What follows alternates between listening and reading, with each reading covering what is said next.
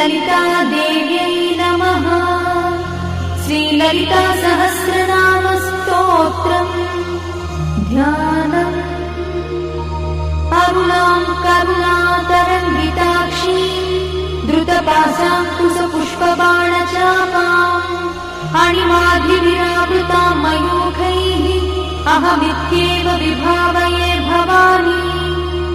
ध्याये पद्मासनस्थां विकसितवदनां पद्मपत्रायताक्षी हेमाभां पीतवस्त्रां करकलितलसद्देव पद्माम्बराङ्गी सर्वालङ्कारयुक्तां सततमभयदां भक्तनम्रां Bhavani.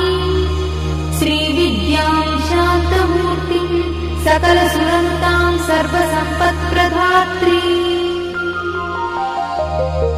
Shri Mata श्रीमहाराज्ञी श्रीमत्सिंहासनेश्वरी चिदग्निकुण्डसम्भूता देवकार्यसमुद्यता उद्यद्भानुसहस्राभा चतुर्बाहुसमन्विता रागस्वरूपपाषाढ्या क्रोधाकाराङ्कुशोज्ज्वला मनोरूपेक्षुकोदण्डा पञ्चतन्मात्रसायका निजागुणप्रभापूरमज्जद्ब्रह्माण्डमण्डला